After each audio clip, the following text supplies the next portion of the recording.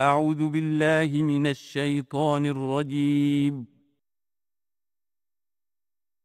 بسم الله الرحمن الرحيم.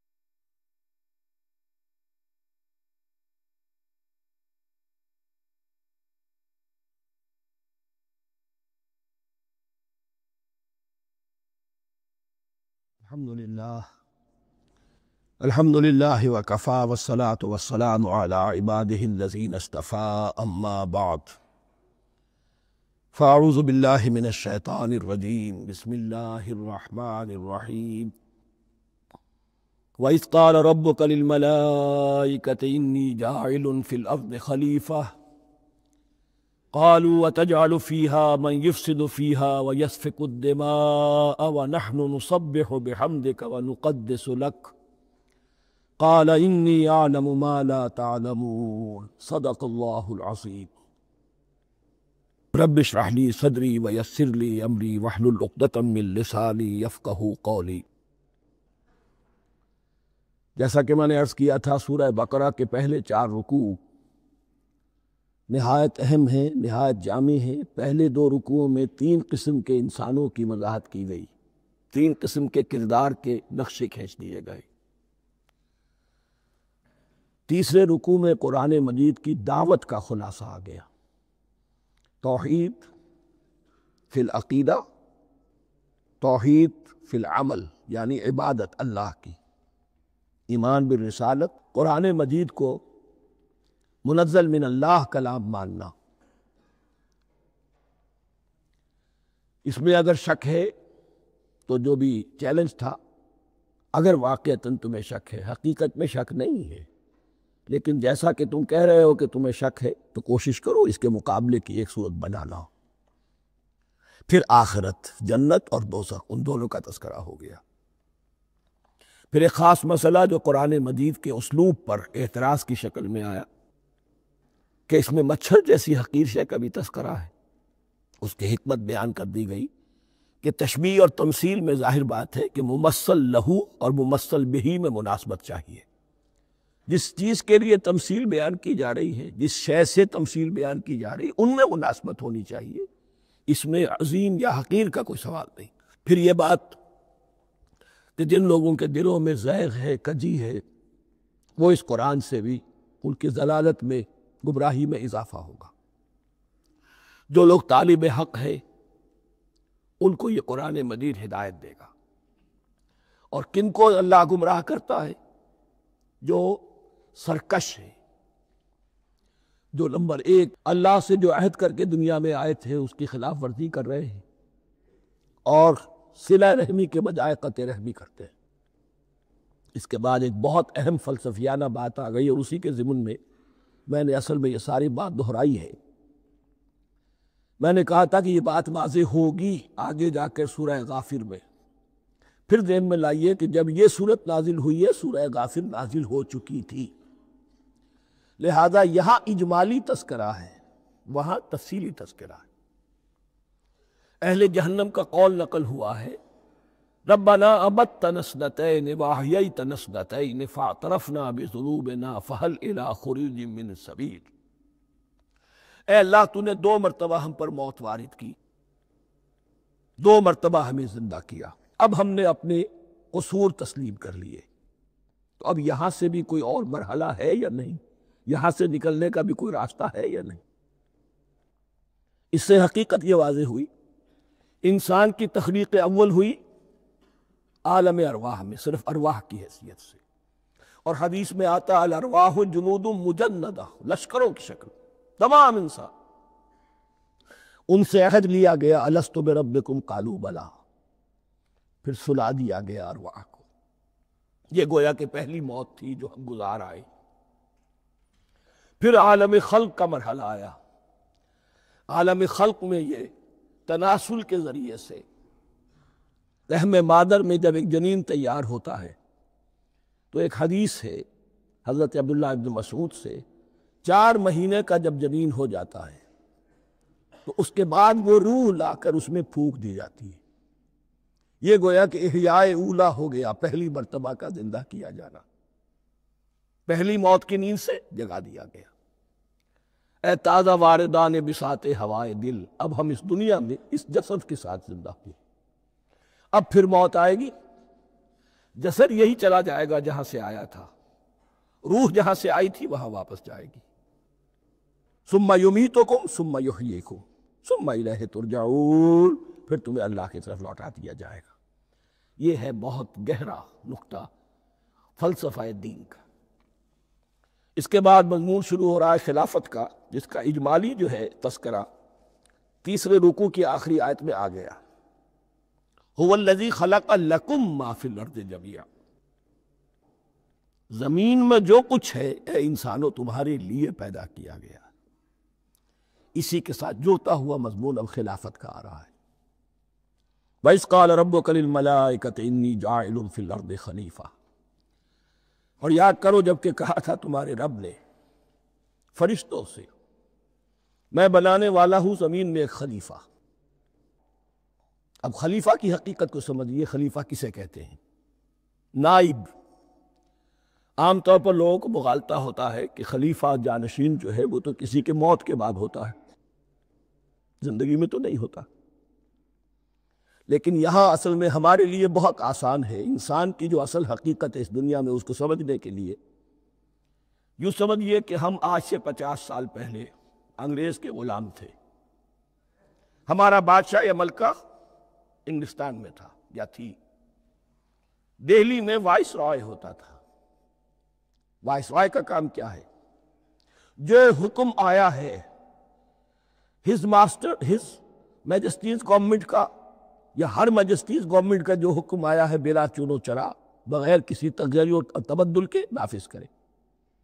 ہاں جہاں کوئی حکم وہاں سے نہیں ہے تو یہاں کے حالات میں بہترین اپنی رائے قائم کرے، غور و فکر کرے یہاں کی مصلحتیں کیا ہے. جو چیز بھی امپائر کی مصلحت میں ہو اس کے مطابق فیصلہ کر سکتا ہے. بین ہی یہی رشتہ ہے. اللہ ہے لیکن اللہ نے اپنے آپ کو غیب کے پردے میں چھپا لیا ہے. زمین پر انسان ہے. اب انسان کا کام یہ ہے جو ہدایت آ رہی ہے اللہ کی طرف سے اس پر تو بے چون و چرا عمل کرے. جہاں کوئی ایکسپریس ہدایت نہیں ہے، کوئی واضح ہدایت نہیں ہے، وہاں اپنے بیسٹ ججمنٹ کو ایکسرسائز کرے. اسی کا نام اجتہاد ہے. غور و فکر کرے، سوچے، اور جو بات روح دین کے زیادہ سے زیادہ مطابقت رکھنے والی ہو اس کو اختیار کر لے. بین ہی یہی رشتہ ہے در حقیقت رشتہ خلافت کہ جو اللہ اور انسان کے مابین ہے. اب یہ جو دی گئی ہے یہ حیثیت تمام انسانوں کو دی گئی ہے. پوٹینشلی ہر انسان اللہ کا خلیفہ ہے. لیکن جو اللہ کا باغی ہو جائے، جو خود حاکمیت کا مدعی ہو گیا، گویا کہ وہ باغی ہے. اب اگر شاہ جہان بادشاہ تھا، اس کا کوئی ولی عہد تھا، اور ولی عہد جو ہے صبر نہیں کر سکتا، اپنے باپ کی زندگی ہی میں بغاوت کر دیتا ہے، حکومت حاصل کرنا چاہتا ہے، تو اب وہ کیا ہے؟ واجب القتل ہے. جو لوگ بھی حاکمیت کے مدعی ہو گئے ویسے تو حقیقت واجب القتل ہے، لیکن دنیا میں مہلت دی ہے اللہ نے. یہ دار الامتحان ہے. فوراً قتل نہیں کرتا، فوراً ختم نہیں کرتا. وَلَوْلَا كَلِمَةٌ سَبَقَتْ مِن رَبِّكَ إِلَىٰ أَجَلٍ مُّسَمًّى لَقُضِيَ بَيْنَهُمْ، اگر یہ پہلے بات طے نہ ہو چکی ہوتی، ایک وقت معین تک کے لیے انہیں مہلت اللہ نے نہ دی ہوتی تو اللہ فیصلہ چکا دیتا. لیکن مہلت دی ہے. لیکن کم سے کم اتنی سزا ملتی ہے کہ اب وہ خلافت کے حق سے محروم کر دیے گئے. گویا کہ اب خلافت دنیا میں ہوگی خلافت المسلمین. صرف وہی شخص کہ جو اللہ کو مانے اپنا حاکم مطلق، وہ خلافت کا اہل ہے. تو یہ چند باتیں خلافت کی اصل حقیقت کے ضمن میں یہیں پر سمجھ لیجیے. وَإِذْ قَالَ رَبُّكَ لِلْمَلَائِكَةِ إِنِّي جَاعِلٌ فِي الْأَرْضِ خَلِيفَةً قَالُوا أَتَجْعَلُ فِيهَا مَن يُفْسِدُ فِيهَا وَيَسْفِكُ الدِّمَاءَ وَنَحْنُ نُسَبِّحُ بِحَمْدِكَ وَنُقَدِّسُ لَكَ.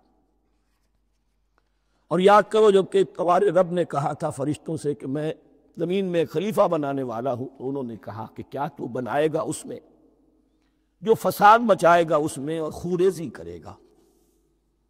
وَنَحْنُ نُسَبِّحُ بِحَمْدِكَ وَنُقَدِّسُ لَكَ، ہم آپ کی تسبیح اور تحمید اور آپ کی تقدیس میں لگے ہوئے ہیں۔ قَالَ إِنِّي أَعْلَمُ مَا لَا تَعْلَمُونَ، فرمایا میں جانتا ہوں جو تم نہیں جانتے۔ اب یہاں سوال پیدا ہوتا ہے کہ فرشتوں کو یہ گمان کیسے ہوا، یہ خیال کیسے ہوا؟ دو رائے ہیں اس میں۔ ایک تو یہ کہ انسان کی تخلیق سے پہلے اس دنیا میں جنات تھے، اور انہیں بھی کچھ اللہ نے تھوڑا سا اختیار دیا تھا، اور انہوں نے یہاں فساد مچایا۔ انہیں پر قیاس کرتے ہوئے فرشتوں نے سمجھا کہ انسان بھی پھر زمین میں فساد مچائے گا، خوریزی کرے گا۔ ایک دوسری اصولی بات یہ کہی گئی ہے کہ خلافت کا لفظ جب استعمال ہوا تو اس کے معنی ہے کہ کوئی نہ کوئی اختیار بھی ملے گا۔ جنات کے بارے میں خلافت کا لفظ کہیں نہیں آیا، انسان کے بارے میں آ رہا ہے۔ خلیفہ بالکل بے اختیار نہیں ہوتا، جیسا کہ میں نے عرض کیا، جہاں واضح حکم ہے تو اس کی تو تنفیذ، جہاں نہیں ہے وہاں اپنی رائے سے جتنا بھی بہتر سے بہتر سوچ سکتا ہو انسان رائے قائم کرے۔ یہ اختیار جو ہے، ظاہر بات ہے جہاں اختیار ہوگا صحیح استعمال ہونے کا بھی امکان ہے، غلط استعمال ہونے کا بھی امکان ہے۔ اختیار تو بلکہ یہ کہ آپ کا پولیٹیکل سائنس کا تو ایکسیم یہ ہے، authority turns to corrupt and absolute authority corrupts absolutely۔ تو ٹینڈنسی کرپشن کی ہوتی ہے اختیار کے اندر۔ اس بنا پر انہوں نے قیاس کیا کہ اس میں فساد ہوگا، خوریزی ہوگی۔ اللہ تعالیٰ نے فرمایا اپنی حکمتوں سے میں خود واقف ہوں، میں کیوں بنا رہا ہوں یہ میں جانتا ہوں، تم نہیں جانتے۔ وَعَلَّمَ آدَمَ الْأَسْمَاءَ كُلَّهَا، اور اللہ نے سکھا دیے آدم کو تمام کے تمام نام۔ اب اس میں بھی ایک رائے تو یہ ہے، بلکہ اس میں تقریباً اجماع ہے مفسرین کا، کہ اس سے مراد ہے تمام اشیاء کے نام، اور تمام اشیاء کے نام سے مراد ہے ان کی حقیقت کا علم۔ ہیومن نالج جو ہے، اگر آپ اس کا تجزیہ کریں گے تو وہ یہی ہے کہ انسان ایک چیز کو پہچانتا ہے، پھر اس کے لیے ایک نام رکھتا ہے یا کوئی ٹرم اس کے لیے کوائن کرتا ہے۔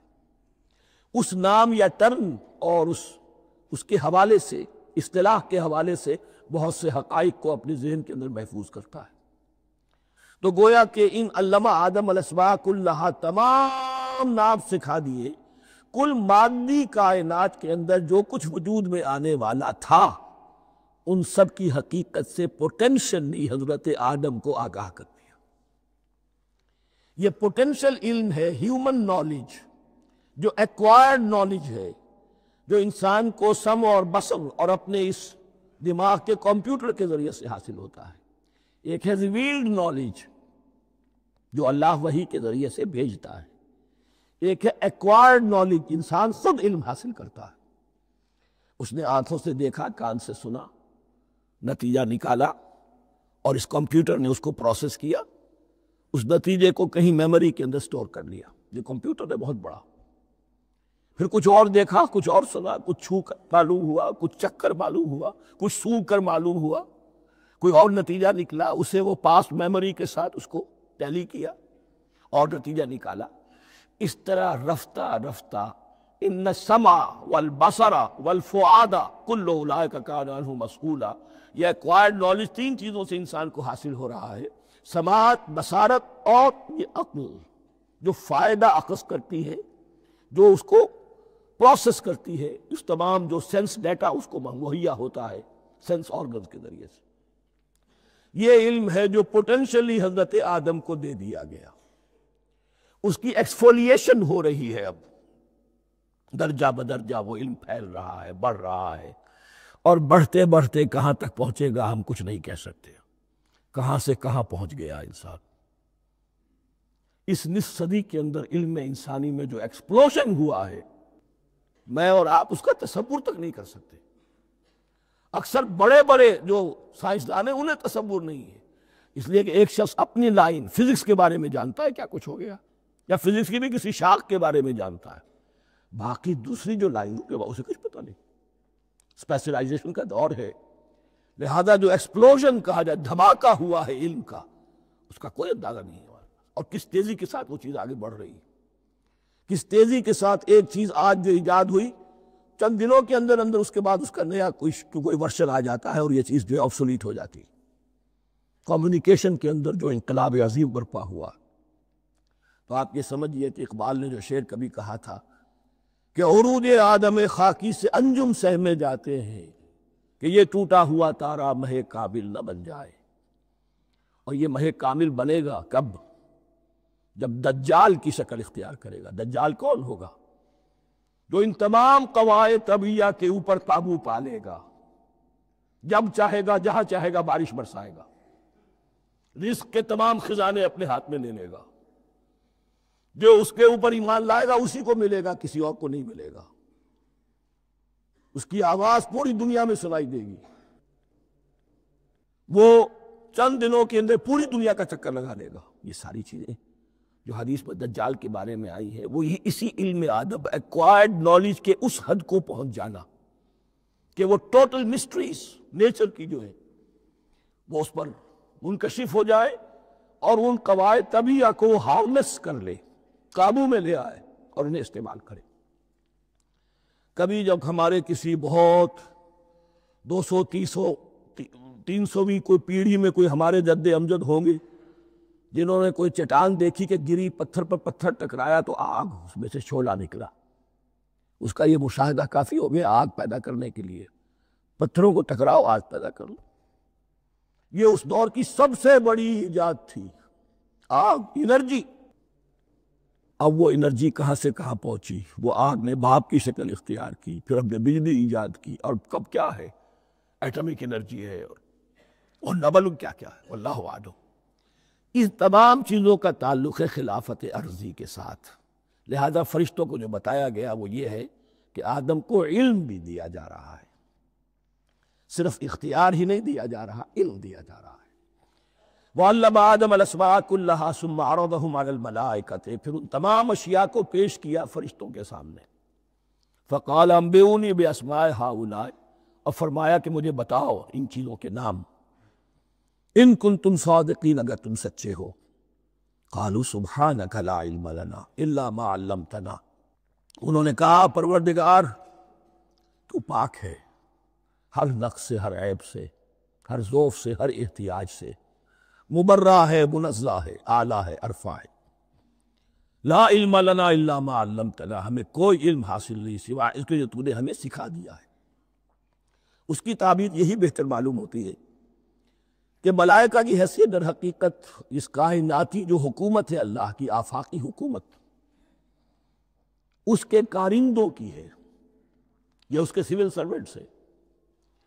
تو ہر ایک کو صرف اس کے شعبے کے متعلق علم دیا گیا ہے، علم جامع نہیں ہے، تمام چیزوں کا علم یہ معلوم کرنے کی استعداد ان کے پاس نہیں ہے۔ کوئی فرشتہ فرض کیجئے بارش کے اوپر مامور ہے، کوئی پہاڑوں پر مامور ہے، جس کا ذکر سیرت میں آتا ہے کہ جب طائف میں حضور پر پتھراؤ ہوا ہے تو اس کے بعد ایک فرشتہ حاضر ہوا ہے کہ میں ملک الجبال ہوں، اللہ نے مجھے پہاڑوں پر مامور کیا ہوا ہے، آپ اگر فرمائیں تو جن لوگوں نے آپ کو سکایا ہے یہ جو طائف جن دو پہاڑوں کے درمیان یہ وادی ہے، ان کو آپس میں ٹکرا دو کہ یہ پس کر اور سرما بن جائے۔ آپ نے فرمایا نہیں، کیا عجب، اللہ تعالیٰ ان کی اگلی نسلوں کو ہدایت دے دے۔ تو فرشتے ہیں، کوئی پہاڑوں پر مامور ہے، کوئی کسی خدمت پر مامور ہے، ان کو علم دیا گیا ہے صرف انہی کی اپنی جو بھی فرائض منصبی ہے ان کے شعبے سے متعلق، کل نہیں۔ جامعیت جو ہے علم کی وہ ہے کہ جو حضرت آدم علیہ السلام کو پوٹینشلی دے دی گئی اور جو اب بڑھتے بڑھتے ایک بہت تراور درخت بن چکا۔ سبحانک لا علم لنا الا ما علمتنا انک انت العلیم الحکیم، یقیناً آپ ہی کی ذات ہے جو کل کے کل علم کی حامل ہے اور جس کے اوپر حکمت بھی، جس کی حکمت بھی کامل ہے۔ باقی تو ہر مخلوق میں سے ہر ایک کا علم ناقص رہے گا۔ العلیم، کل علم کا جاننے والا تو ہی ہے۔ الحکیم، کل حکمت وہ تو تیرے ہی پاس ہے۔ قال یا آدم انبئہم باسمائہم، اللہ نے فرمایا کہ آدم ان کو بتاؤ ان کے نام۔ فلما انباہم باسمائہم، تو جب انہوں نے بتا دیے ان کو فرشتوں کو ان کے نام. قال الم اقل لکم انی اعلم غیب السماوات والارض. تو اللہ نے فرمایا کیا میں نے کہا نہیں تھا کہ میں جانتا ہوں آسمانوں اور زمین کی تمام غائب چیزوں کو جو تمہاری نگاہوں سے بھی اوجھل ہے. غیب میں ہر شے کا جاننے والا ہوں. وَأَعْلَمُ مَا تُبْدُونَ وَمَا كُنْتُمْ تَكْتُمُونَ. اور میں جانتا ہوں جو کچھ تم ظاہر کر رہے تھے, جو کچھ تم چھپا رہے تھے. چھپانے میں محسوس ہوتا ہے کہ ان کی خواہش یہ تھی کہ خلافت ہمیں ملے. ہم خدام ادب ہے, ہر وقت تسبیح و تحمید اور تقدیس میں مصروف ہیں, جو حکم ملتا ہے بجا لاتے ہیں. تو یہ خلافت کسی اور مخلوق کو کیوں ملے؟ یہاں صرف یہ اور بتا دوں کہ یہ چونکہ اب ایک تیسری مخلوق کا ذکر بھی بعد میں آئے گا. 3 صاحب تشخص مخلوقات ہیں اللہ کی. صاحب تشخص, صاحب شعور, جن میں کا شعور ہے. انا, میں. ایک ملائکہ ہیں, ان کی تخلیق نور سے ہوئی ہے. ایک انسان ہے جن کی تخلیق گارے سے ہوئی ہے. ایک جنات ہیں جن کی تخلیق آگ سے ہوئی ہے. باقی حیوانات ہیں, ان میں شعور تو ہے, خود شعوری نہیں ہے. Self consciousness, this is the world of difference between consciousness and self consciousness.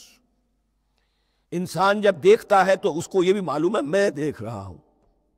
کتا بلہ دیکھتا ہے, اسے یہ اندازہ نہیں ہوتا کہ میں دیکھ رہا ہوں. دیکھنے کا ایک نتیجہ ہے جو نکل آتا ہے, لیکن میں کا وجود نہیں ہے. یہ انا, سیلف, ایگو, یہ انسان میں ہے. جنات میں ہے, شعور میں, اور فرشتوں میں ہے.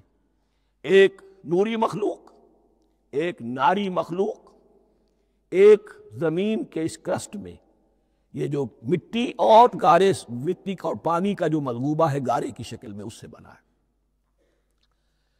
قال یا آدم انبئہم باسمائہم فلما انباہم باسمائہم قال الم اقل لکم انی اعلم غیب السماوات والارض واعلم ما تبدون وما کنتم تکتمون وَإِذْ قُلْنَا لِلْمَلَائِكَةِ اسْجُدُوا لِآدَمَ فَسَجَدُوا إِلَّا إِبْلِيسَ. اور یاد کرو جب کہ ہم نے کہا فرشتوں سے سجدہ کرو سب کے سب آدم کو, جھک جاؤ آدم کے سامنے. فَسَجَدُوا, ان سب نے سجدہ کیا. إِلَّا إِبْلِيسَ, سوائے ابلیس کے.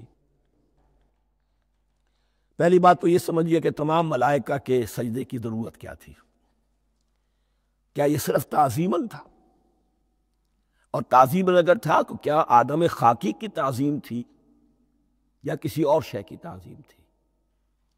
مکی صورتوں میں یہ بات 2 جگہ واضح کی گئی ہے. فَإِذَا سَوَّيْتُهُ وَنَفَخْتُ فِيهِ مِن رُوحِي فَقَعُوا لَهُ سَاجِدِينَ. جب میں اس آدم کی تخلیق مکمل کر لوں اور اس میں اپنی روح میں سے پھونک دوں, تب گر پڑنا اس کے سامنے سجدے میں. تعظیم اگر ہے تو آدم خاکی کی نہیں ہے, اس کے اندر جو ڈیوائن ایلیمنٹ ہے, جو ڈیوائن سپارک ہے, جو روح ربانی ہے, میری روح, اس کی ہے. اور نمبر 2, اس کی حکمت کیا ہے, علت کیا ہے, غرض و غایت کیا ہے؟ جیسا کہ میں نے عرض کیا, اس کائنات کی اس حکومت کے کارندے تو وہ ہیں.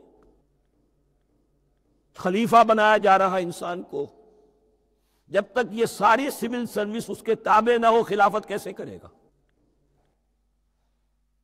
دیکھیے میں جانا چاہتا ہوں, چوری کرنے کے لیے جانا چاہتا ہوں, راستے میں کتنے فیکٹرز ہوں گے, کتنے فزیکل فینومینا ہوں گے. میں چلنا چاہتا ہوں, میں زمین کو دھکیلتا ہوں, زمین مجھے دھکیلتی ہے, زمین مجھے نہ دھکیلے تو میں کیسے چلوں گا؟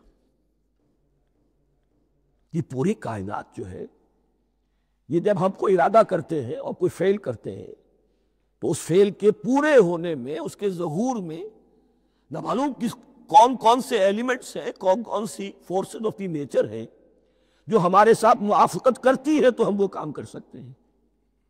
اور ان سب پر فرشتے مامور ہیں, ہر ایک کی اپنی ڈومین ہے. اگر وہ تابع نہ ہوں تو خلافت کی قربانی میں خلافت دی گئی ہے.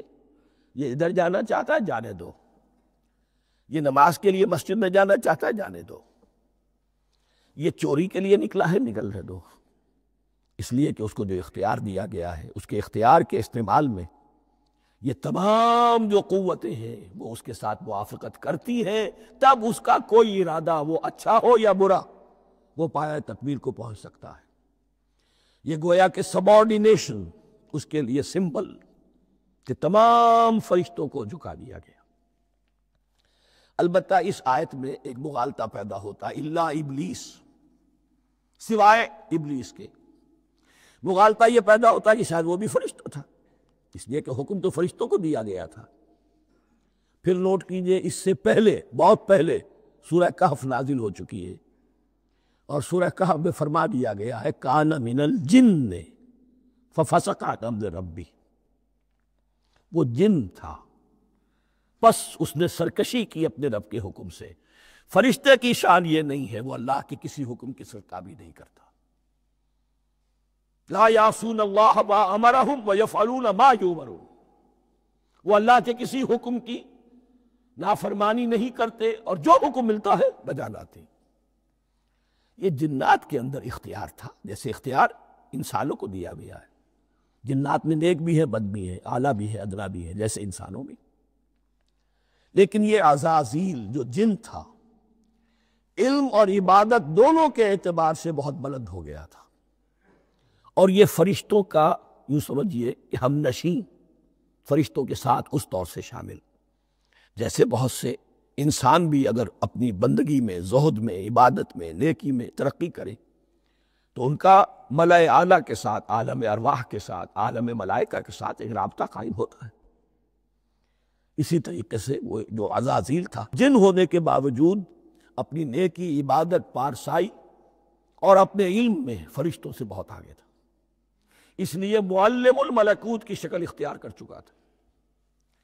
اس کو اپنی زون تھا۔ یہ بات جیسا کہ میں نے عرض کیا 7 مرتبہ قرآن میں یہ بات آئی ہے، قصہ ابلیس و آدم، کہ فرشتوں کو حکم ہوا کہ سجدہ کرو، سب جھک گئے، ابلیس نے سجدے سے انکار کر دی 7 مرتبہ۔ یہ 7ویں مرتبہ ہے جو ہم پڑھ رہے ہیں، مصحف میں پہلی مرتبہ آ رہا ہے، ترتیب نزول میں 7ویں مرتبہ آ رہا ہے۔ یہ آدم و ابلیس کا قصہ اس سے آگے سورہ اعراف میں آئے گا، پھر سورہ ہجر میں آئے گا، سورہ بنی اسرائیل میں آئے گا، سورہ کہف میں آئے گا، سورہ طٰہٰ میں آئے گا، سورہ صاد میں آئے گا، 6 مرتبہ مکی قرآن میں، 1 مرتبہ یہاں۔ تو یہاں اشارہ نہیں کیا، اس لیے مغالطہ ہو سکتا ہے، لیکن یہ کہ سورہ کہف میں آپ کو بتا چکا ہوں کان من الجن ففسق عن امر ربی، اس نے اپنے رب کے حکم سے سرتابی۔ ابلیس اس کا صفاتی نام ہے اب، اس لیے کہ اب لَسَيُبْلِسُ کے معنی ہوتے ہیں مایوس ہو جانا۔ یہ اللہ کی رحمت سے بالکل مایوس ہے،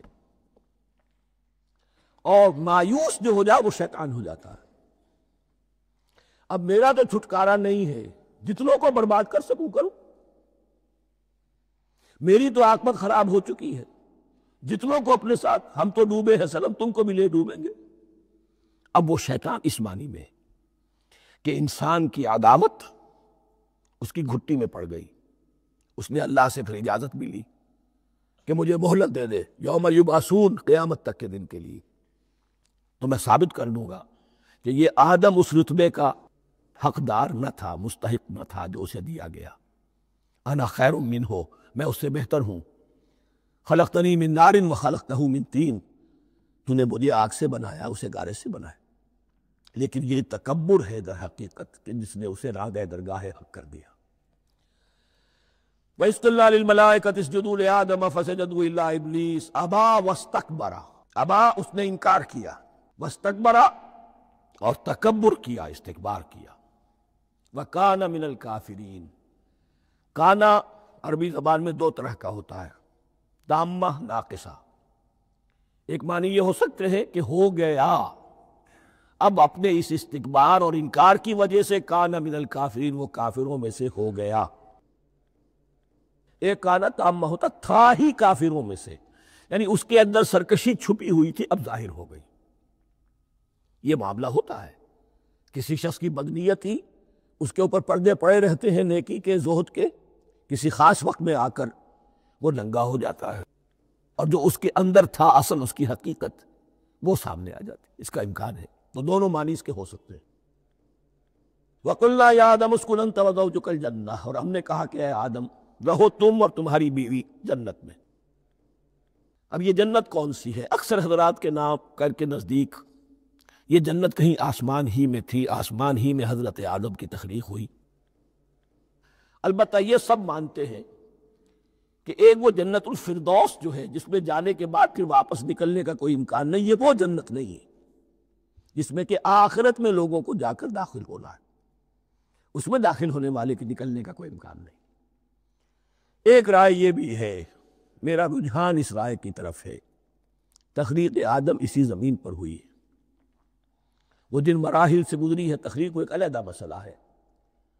بائیولوجی اور وحی دونوں اس پر متفق ہیں کہ مٹی سے، کرسٹ آف دی ارتھ سے انسان بنا ہے، اس پر اتفاق ہے قرآن کا بھی اور بائیولوجی کا بھی، جدید علم حیوانات کا بھی، علم الحیات کا۔ سٹیجز کیا ہے اس میں اختلاف ہو سکتا ہے، اس کو چھوڑ دیجئے، وہ اس وقت کا بحث نہیں۔ یہی کسی اونچے مقام پر کوئی سرسبز و شاداب علاقہ تھا جہاں حضرت آدم کو رکھا گیا، جہاں ہر طرح کے میوے تھے، ہر شے، لا تظمأ فیہا ولا تضحیٰ، نہ اس میں بھوک لگے گی نہ دھوپ تمہیں ستائے گی، ہر طرح کی چیز تمہیں فراہم ہے۔ وہاں رکھے گئے ہیں صرف ایک ڈیمانسٹریشن کے لیے کہ انہیں نظر آ جائے کہ شیطان میرا دشمن ہے، وہ مجھے ورغلائے گا، طرح طرح سے میرے اندر وسوسہ اندازی کرے گا، میرے اور میری اولاد کے، صرف ایک ڈیمانسٹریشن۔ اس کی مثال یوں سمجھیے کہ سلیکشن تو ہو گیا، سی ایس پی گریڈ میں کوئی شخص آ گیا ہے، لیکن اب وہ سول سروس اکیڈمی میں رکھا جا رہا ہے۔ تو یہ کوئی اکیڈمی ہو سکتا ہے اسی زمین پر ہو، صرف بتانا یہ تھا کہ تمہیں معلوم ہو جائے کہ یہ شیطان تمہارا دشمن ہے۔ اس لیے کہ اس میں جو ایک لفظ حبوط کا آ رہا ہے، وہ حبوط صرف ایک ہی معنی میں نہیں ہوتا، دوسری معنی میں بھی ہے۔ اللہ عالم، یہ چیزیں پھر متشابہات میں رہیں گی، اس لیے ان کے بارے میں کوئی ایک رائے دوسری رائے، اس کے لیے ذہن سے، عقل سے بات کر کے ایک یا دوسری رائے اختیار کر سکتے ہیں۔ وَقُلْنَا يَا آدَمُ اسْكُنْ أَنْتَ وَزَوْجُكَ الْجَنَّةَ، اور ہم نے کہا کہ رہو اے آدم، تم بھی اور تمہاری بیوی بھی باغ میں، اس باغ میں، الجنہ، اس باغ میں، گویا کہ اشارہ کیا جا رہا۔ وَكُلَا مِنْهَا رَغَدًا حَيْثُ شِئْتُمْ، اور کھاؤ اس میں سے با فراغت جہاں سے چاہو، ہر طرح کا پھل ہے کھاؤ۔ وَلَا تَقْرَبَا هَٰذِهِ الشَّجَرَةَ، یہاں پہ اس درخت کا نام نہیں دیا گیا، اشارہ اس درخت کے قریب مت جانا۔ فَتَكُونَا مِنَ الظَّالِمِينَ، تو تم ظالموں میں سے ہو جاؤ گے، تم حد سے گزرنے والوں میں سے ہو جاؤ گے۔ اب اس کی بھی حکمت سمجھیے کہ چونکہ ڈیمانسٹریشن کرانی ہے کہ تمہیں کسی چیز سے، ہزار چیزیں مباح ہیں دنیا میں، چند چیزیں پینے کی حرام ہیں، اب تم اگر ان ہزار مباح چیزوں کو چھوڑ کر حرام چیز کو پیتے ہو تو یہ تمہارا اختیار ہوا، جبکہ اللہ تعالیٰ نے مباحات کا دائرہ بہت وسیع رکھا ہے۔ جس سے چاہو چند رشتے ہیں جو بیان کر دیے گئے، یہ حرام ہے، محرمات ہے، ابدیہ ہے، ان سے تو شادی نہیں ہو سکتی، باقی کسی مسلمان عورت سے دنیا کے کسی کونے میں وہ شادی کر سکتے، کروڑوں کے آپشنز آپ کے لیے خالی کھلے ہیں، لیکن پھر بھی انسان شادی نہ کرے، زنا کرے، یہ گویا کہ اس کی اپنی خباثت نفس ہے۔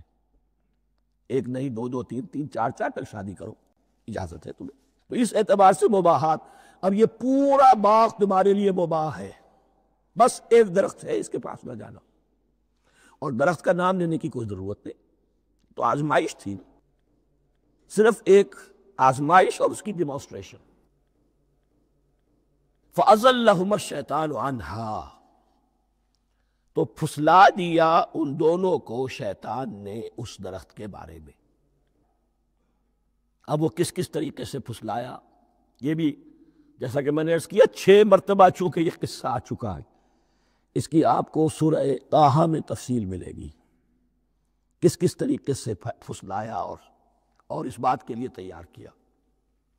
فَأَخْرَجَهُمَا مِمَّا كَانَا فِيهِ، تو نکلوا دیا ان دونوں کو اس کیفیت میں سے جس میں کہ وہ تھے، وہ کیفیت کہ نہ کوئی مشقت ہے نہ کوئی محنت ہے، اور انسان کو ہر طرح کا اچھے سے اچھا پھل مل رہا ہے، تمام ضروریات فراہم ہیں، خاص کوئی حلۂ جنت ہے جس کا کہ لباس بھی عطا کیا گیا ہے، لیکن ان کیفیات سے اب نکال کر، اب جسے آپ کہیں گے بٹر فیکٹس آف لائف، اچھا اب جاؤ، یہ ڈیمانسٹریشن کرنی تھی، ہو گئی، شیطان تمہارا دشمن ہے، تمہارا اور تمہاری نسل کا، شیطان لعین، اور وہ تمہیں پھسلائے گا جیسے آج پھسلایا ہے۔ تم آگاہ رہنا اس کی شرارتوں سے۔ ان الشیطان لکم عدو فاتخذوہ عدوا، یہ شیطان تمہارا دشمن ہے، اسے اپنا دشمن ہی سمجھو۔ لیکن یہ ہے کہ اگر کچھ لوگ اسے دوست بنا لیں، اس کے ایجنٹ بن جائے، اس کے کارندے بن جائے، یہ ان کا چوائس ہے جس کی سزا انہیں ملے گی۔ فَأَخْرَجَهُمَا مِمَّا كَانَا فِيهِ وَقُلْنَا اهْبِطُوا بَعْضُكُمْ لِبَعْضٍ عَدُوٌّ، اور ہم نے کہا اترو، تم سب ایک دوسرے کے دشمن ہو گئے۔ اب یہ چونکہ جمع کا صیغہ آیا ہے، ایک دوسرے کے دشمن ہو گئے، تو ایک دشمنی تو شیطان اور آدم اور ذریت آدم کی ہے، ایک اور دشمنی بھی ہے جو انسان میں مرد اور عورت کے مابین ہے۔ عورت بھی پھسلاتی ہے، غلط راستے پر ڈالتی ہے، مرد عورتوں کو گمراہ کرتے ہیں، عورتیں مردوں کو گمراہ کرتی ہیں۔ قرآن مجید میں کہا گیا یا ایھا الذین آمنوا ان من ازواجکم واولادکم عدوا لکم فاحذروہم، اہل ایمان چوکنے رہو، چوکس رہو، تمہاری بیویوں اور اولاد میں سے تمہارے دشمن ہیں، بچ کر رہو، کیپ الرٹ، کہیں ان کی محبت تمہیں راہ حق سے منحرف نہ کر دے۔ تم ایک اچھا کام کرنا چاہتے ہو، بیوی رکاوٹ بن گئی، بیوی کو اچھا کام کرنا چاہتے، شوہر رکاوٹ بن گیا، تو یہ محبت نہیں ہے، یہ عداوت ہے۔ اس حوالے سے بعضکم لبعض عدو وَلَكُمْ فِي الْأَرْضِ مُسْتَقَرٌّ وَمَتَاعٌ إِلَىٰ حِینٍ، اور تمہارے لیے اب زمین میں مستقر ہے، جائے قیام ہے اور متاع ہے، ضرورت کی چیزیں ہیں، ہم نے فراہم کر دی ہیں، اِلیٰ حین، لیکن ایک وقت معین تک کے لیے، یہ ابدی نہیں ہے، ایک وقت آئے گا یہ بساط ہم لپیٹ دیں گے۔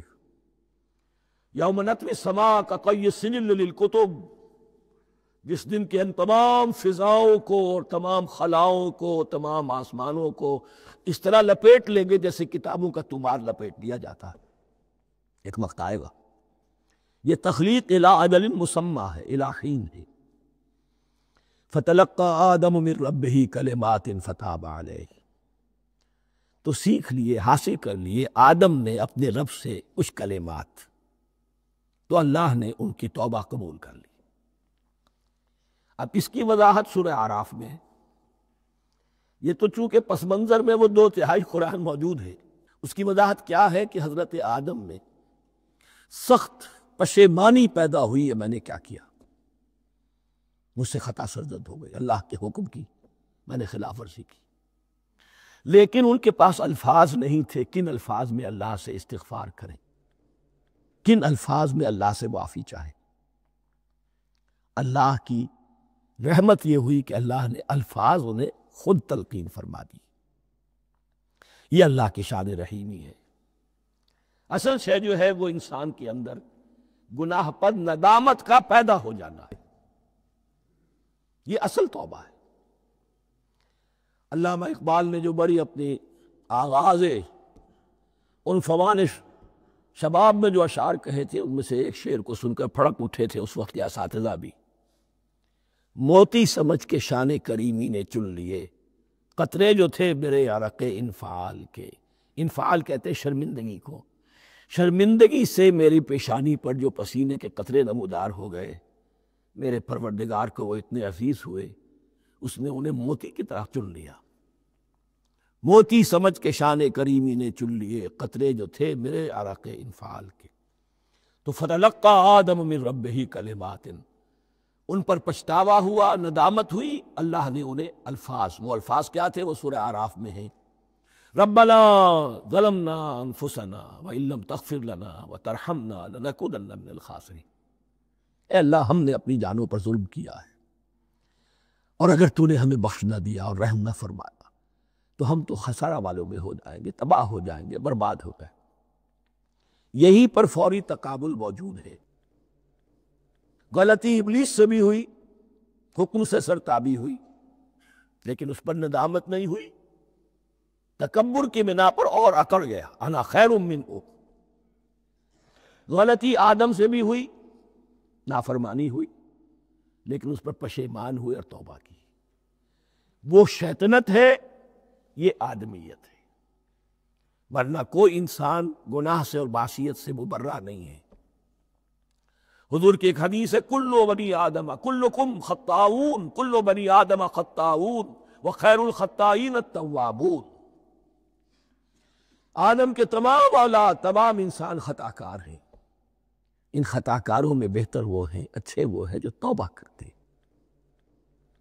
تو یہاں حضرت آدم سے غلطی ہوئی، انہوں نے توبہ کی، پشیمانی ہوئی، ندامت ہوئی، اس نے کی اور اس پر جم گیا، اصرار کیا۔ فتلقى آدم من ربه کلمات فتاب علیہ انہ هو التواب الرحیم۔ یقیناً وہی تو ہے بہت توبہ کو قبول فرمانے والا اور بہت رحم فرمانے والا۔ یہ نوٹ کیجئے گا، توبہ کا لفظ دونوں طرف سے آتا ہے، بندہ بھی تواب وخیر الخطائین التوابون، تواب بندے بھی ہو گئے، تواب اللہ بھی ہے۔ اس کی اصل حقیقت کیا ہے؟ بندے نے خطا کی اور دور ہو گیا اللہ سے، اللہ نے اپنی رحمت کی نگاہ اس سے پھیر لی۔ بندے نے توبہ کی، اللہ پھر اپنی رحمت کے ساتھ اس کی طرف متوجہ ہو گیا۔ توبہ کے معنی پلٹنا۔ بندہ معصیت سے توبہ کر کے اپنی اصلاح کی طرف، بندگی کی طرف، اطاعت کی طرف پلٹ آیا۔ اللہ نے جو اپنی نظر رحمت پھیر لی تھی، اللہ نے پھر وہی اپنی شان غفاری اور رحیمی کے ساتھ بندے کی طرف توجہ فرما لی، جس کے لیے حدیث میں الفاظ آتے ہیں، تم اگر میری طرف بالشت بھراؤ گے میں ہاتھ بھراؤں گا، تم اگر چل کر آؤ گے میں دوڑ کر آؤں گا، ہم تو مائل بکرم ہے کوئی سائل ہی نہیں، راہ دکھلائے کسے رہنم منزل ہی نہیں۔ وہ تو تواب ہے، بس فرق یہ ہے کہ تابہ بندے کے لیے ہوگا تو الہ ہوگا، تابہ الہ، انی تم تو الیک، اور جب اللہ کی طرف سے ہوگا تابہ علیہ، وہ اعلیٰ ہوگا، اس پر توبہ کی، یعنی اللہ کی بلند شان ہے تو انسان توبہ کرتا ہے تو اس کی طرف توبہ کرتا ہے۔ اللہ کی شان کیا ہے؟ وہ توبہ کرتا ہے تو بندے پر اعلیٰ، فتاب علیہ انہ هو التواب الرحیم۔ قلنا اہبطوا منہا جمیعا، ہم نے کہہ دیا اتر جاؤ اس سے تم سب کے سب۔ فَإِمَّا يَأْتِيَنَّكُم مِّنِّي هُدًى، اب یہاں لفظ آیا اہبطوا، یہاں بھی پہلے بھی آیا ہے۔ جو حضرات یہ سمجھتے ہیں کہ تخلیق آدم آسمانوں پر ہوئی ہے اور جنت بھی وہ آسمان میں ہے جہاں رکھے گئے تھے، آزمائشی یا ٹریننگ یا ڈیمانسٹریشن والی جنت، وہ یہاں حبوط کا ترجمہ کریں گے کہ آسمان سے زمین پر اترنے کا حکم دیا گیا۔ جو لوگ سمجھتے ہیں یہی کسی بلند مقام پر تھے، وہ کہتے ہیں کہ نیچے اترو، کسی بڑی اونچی سطح ارتفاع پر اگر کوئی جگہ تھی تو اب نیچے اترو اور جاؤ، اب تمہیں زمین میں ہل چلانا پڑے گا، اب روٹی حاصل کرنے کے لیے یہ جو نعمتوں کے دسترخوان یہاں بچھے ہوئے تھے یہ اب تمہارے لیے نہیں۔ اس کے لیے اس معنی میں اس لفظ کا استعمال جو ہے وہ آ جائے گا آگے چل کر اسی سورہ بقرہ کے اندر، کہ اس معنی میں بھی سورہ بقرہ کے 7 رکوع میں یہ لفظ استعمال ہوا ہے، تو امکان اس کا بھی ہے۔ بس اس سے آگے ادھر یا ادھر کی زیادہ بحث کرنے کا یہ موقع دورہ ترجمہ قرآن میں نہیں ہے۔ قُلْ اهْبِطُوا مِنْهَا جَمِيعًا فَإِمَّا يَأْتِيَنَّكُم مِّنِّي هُدًى فَمَن تَبِعَ هُدَايَ فَلَا خَوْفٌ عَلَيْهِمْ وَلَا هُمْ يَحْزَنُونَ، تو جب بھی آئے گی تمہارے پاس میری جانب سے کوئی ہدایت، تو جو کوئی میری ہدایت کی پیروی کرے گا اس کے لیے نہ خوف ہوگا اور نہ وہ حزن سے دوچار ہوگی۔ یہ ہے علم انسانی کا دوسرا گوشہ، ریویلڈ نالج۔ اس چوتھے رکوع کی جو حسن ہے اسے دیکھیے، شروع میں ایکوائرڈ نالج کا ذکر ہے جو پوٹینشلی حضرت آدم کی ذات میں رکھ دیا گیا، اور جو انسان نے پھر اپنی محنت سے ان السمع والبصر والفؤاد اس کے ذریعے سے آگے بڑھایا۔ یہ علم ہے چل رہا ہے، آج مغربی اقوام ہم سے بہت آگے ہیں، کبھی ایک زمانے میں مسلمان آگے نکل رہے تھے، لیکن ظاہر بات ہے کہ اس دنیا میں عروج تو انہی کو ہوگا جو ان چیزوں میں سب سے زیادہ جس کی آگہی حاصل ہوگی۔ البتہ ایک علم وہ ہے جو آسمان سے نازل ہوتا ہے، یہ گیون ہے، ریویلڈ نالج ہے، یہ وحی ہے۔ فَإِمَّا يَأْتِيَنَّكُم مِّنِّي هُدًى، تمہارے مقام خلافت کا تقاضا یہ ہے جو احکام ہمارے آئے، جو ہدایات ہم بھیجیں، ان کو تو پوری طریقے سے اس کی پیروی کرو۔ فَمَن تَبِعَ ہدایہ، تو جو کوئی بھی میری ہدایت کی پیروی کرے گا، فَلَا خَوْفٌ عَلَيْهِمْ وَلَا هُمْ يَحْزَنُونَ وَالَّذِينَ كَفَرُوا، اور جو ناشکری کریں گے، کفر کریں گے، انکار کریں گے، وَكَذَّبُوا بِآيَاتِنَا، اور ہماری آیات کو جھٹلائیں گے، فَأُولَٰئِكَ أَصْحَابُ النَّارِ هُمْ فِيهَا خَالِدُونَ، تو وہ جہنمی ہوں گے، آگ والے ہوں گے، اس میں ہمیشہ ہمیشہ رہیں گے۔ یہ ہے گویا کہ چارٹر، اس نوع انسانی کو جو ابدی چارٹر اللہ نے دیا ہے، جبکہ زمین کا چارج دے دیا گیا خلیفہ کی حیثیت سے۔ یہاں یہ 4 رکوع جو ہے سورہ بقرہ کے، جو میں نے عرض کیا تھا، قرآن کی دعوت، قرآن کا بنیادی فلسفہ، اس پر یہ جام ہے، اور یہ مکی صورتوں کے مضامین کا خلاصہ۔ اب یہاں سے شروع ہو رہا ہے 5ویں رکوع سے مسلسل 10 رکوع، مسلسل خطاب ہے بنی اسرائیل سے۔ البتہ ان میں ایک تقسیم ہے، پہلے رکوع میں دعوت ہے۔ دعوت جب ہوتی ہے تو آبادہ کرنا، تشویق، ترغیب، دل جوئی، نرمی، یہ دعوت کے اجزائے لا ینفک ہے، اس کے بغیر دعوت مؤثر نہیں ہوتی۔ لہذا ان 7 آیات میں یہ یوں سمجھیے کہ ان 10 رکوعوں کے لیے یہ بمنزلہ فاتحہ ہے۔ جیسے سورہ فاتحہ 7 آیتوں کی، ایسے ہی اس دعوت سابقہ امت مسلمہ کو دعوت دی جا رہی ہے، تو کس طرح دی جا رہی ہے؟ یہ کون تھے؟ یہ بھی مسلمان ہی تو تھے نا، کافر تو ہو گئے حضور کا انکار کر کے، ورنہ وہ موسیٰ کے ماننے والے، شریعت ان کے پاس، بڑے بڑے علماء ان میں، علم کا چرچا ان میں، سب کچھ تھا، ان کو دعوت دی جا رہی ہے۔ لیکن میں اس لیے آپ کو چاہتا ہوں، اس کو توجہ دلا رہا ہوں، آج اگر مسلمانوں میں جو غافل ہو گئے، اپنی حقیقت کو بھول گئے، اپنے فرض منصبی سے غافل ہو گئے، دنیا کے اور قوموں کی طرح کی ایک قوم بن کر رہ گئے، اگر کوئی ایک داعی گروہ کھڑا ہو، کوئی جماعت، کوئی فرد، اور اس سے جماعت بنے، تو ظاہر بات ہے سب سے پہلے اسے اسی امت کو دعوت دینی ہوگی، اس لیے کہ دنیا تو اسلام کو پہچانے گی اس امت کے حوالے سے۔ فزیشین ہیل تھائی سیلف، پہلے یہ تو ٹھیک ہو، یہ کہیں پر صحیح اسلام کا نمونہ پیش کرے تو دنیا کو دعوت دے سکو گے، آؤ دیکھو یہ ہے اسلام۔ اس لیے ان کو جو دعوت دینے کا اسلوب ہونا چاہیے، وہ عکس ہوگا اس اسلوب کا جو ان 7 آیات میں ہمارے سامنے آ رہا ہے۔ یا بنی اسرائیل اذکروا نعمتی التی انعمت علیکم، اے بنی اسرائیل، اسرائیل کو سمجھ لیجئے یہ مرکب لفظ ہے، اسر، اسی سے اسیر بنا ہے، اسیر جو کسی کا قیدی ہوتا ہے، ایل عبرانی میں اللہ کے لیے ہے، اور اسرائیل کا ترجمہ ہے عبداللہ، اللہ کا غلام، اللہ کے ساتھ بندھا ہوا، اس کی اطاعت کے قلاتے کے اندر۔ تو یہ اسرائیل، یہ لقب ہے حضرت یعقوب علیہ السلام کا۔ ان کے 12 بیٹے تھے، 12 بیٹوں سے جو نسل چلی وہ بنی اسرائیل ہیں، انہی میں حضرت موسیٰ کی بعثت ہوئی اور تورات انہیں دی گئی، پھر یہ ایک بہت بڑی امت بنے۔ ان پر 4 ادوار آ چکے تھے قرآن مجید کے نزول کے وقت، 2 مرتبہ اللہ کی رحمت کی بارشیں ہوئیں، انہیں عروج نصیب ہوا، 2 مرتبہ ان کو دنیا پرستی، شہوت پرستی، اللہ کے احکام کو پس و پیش ڈال دینے کی سزا میں عذاب کے کوڑے ان پر برسے۔ اس کا ذکر آئے گا سورہ بنی اسرائیل کے پہلے رکوع میں۔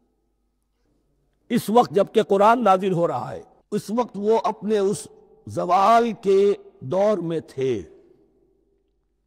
حال یہ تھا کہ حضور صلی اللہ علیہ وسلم کی بعثت سے پہلے ہی 2nd ٹیمپل بھی شہید کیا جا چکا تھا، گرایا جا چکا تھا۔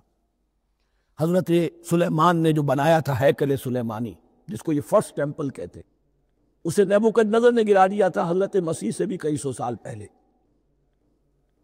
لیکن اس کے بعد پھر یہ رومنز نے سن 70 عیسوی میں حضور کی ولادت سے 500 برس پہلے ان کا یہ یروشلم تباہ و برباد ہوا، اس میں لوگوں کو قتل کیا گیا، قتل عام ہوا، اور سیکنڈ ٹیمپل جو ہے وہ بھی گرا دیا گیا، جو اب تک گرا پڑا ہوا ہے۔ صرف ایک ویلنگ وال ہے جس کے پاس جا کر یہودی جو ہے ماتم کر لیتے ہیں، روتے ہیں، اور اب وہ بنانے پر تلے ہوئے ہیں اپنا تھرڈ ٹیمپل، اس کے نقشے بن چکے ہیں، بلو پرنٹ بن چکے ہیں۔ لیکن بہرحال جس وقت قرآن نازل ہو رہا تھا یہ بہت ہی پستی میں تھے۔ اس کے بارے میں فرمایا، اے بنی اسرائیل ذرا یاد کرو میرے اس انعام کو جو تم پر ہوا۔ وہ انعام کیا ہے؟ میں نے تمہیں اپنی کتاب دی، نبوت سے سرفراز فرمایا، اپنی شریعت تمہیں عطا فرمائی، تمہیں داؤد، تمہارے اندر داؤد اور سلیمان جیسے بادشاہ اٹھائے، جو بادشاہ بھی تھے، نبی بھی تھے۔ وَأَوْفُوا بِعَهْدِي، اور میرے وعدے کو پورا کرو تاکہ میں بھی اپنے وعدے کو پورا کروں۔ یہ وعدہ ہے جو کتاب استثناء جو ہے اولڈ ٹیسٹمنٹ کی، ڈیوٹرانومی، اس کے 18ویں باب کی آیت نمبر 18-19 میں ہے۔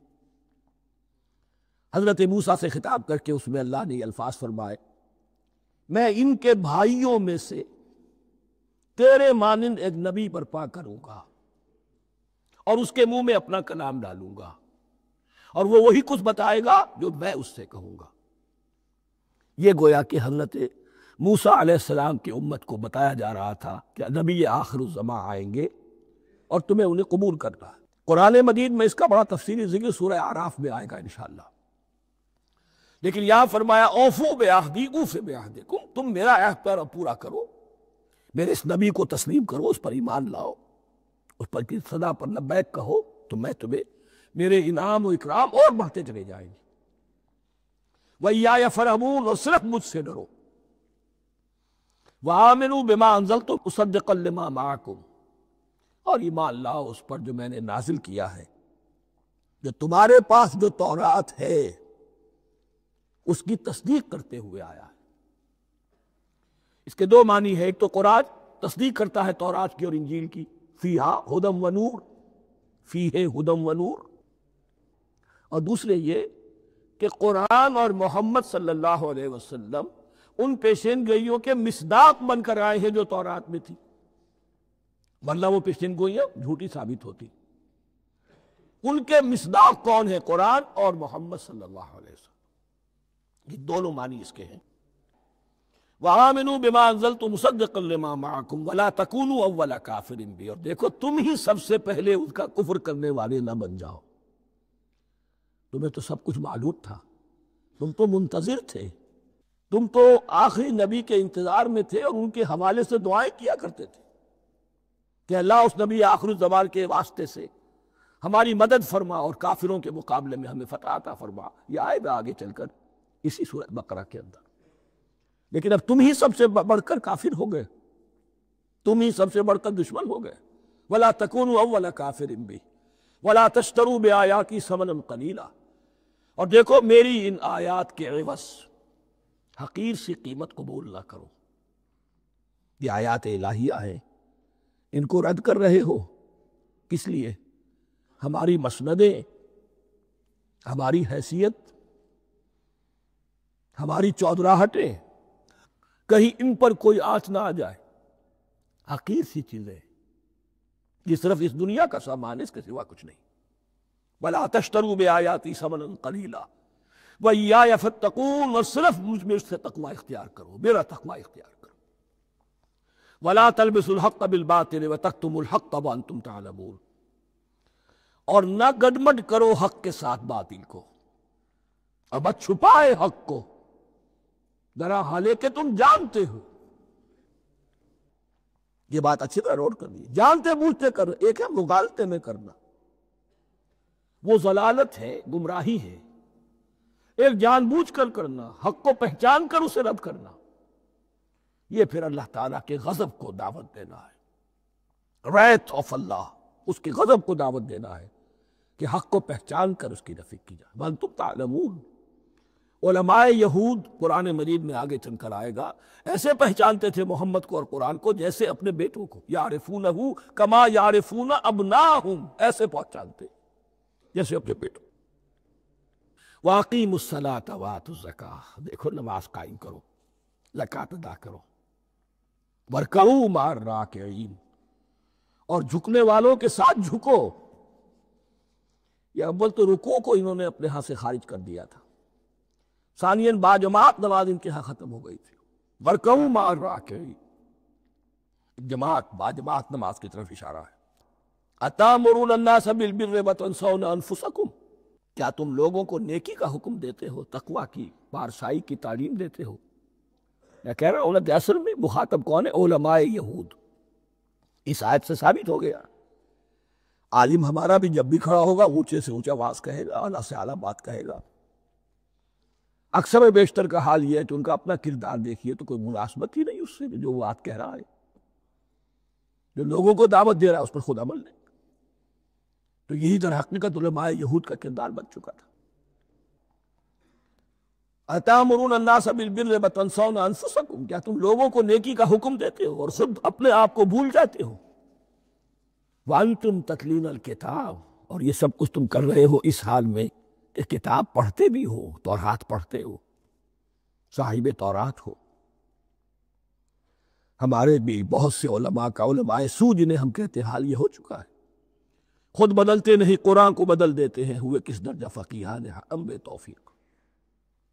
جو صورتحال ہے صرف قرآن کا متن بچا ہوا ہے، اس کے مفہوم میں، اس کی تفسیر میں، اس کے ترجمے میں تو تحریفیں موجود ہیں، بڑی بڑی تحریفیں موجود ہیں، متن بچا ہوا ہے، وہ اس لیے کہ اللہ تعالیٰ نے اس کی حفاظت کا ذمہ لیا ہے۔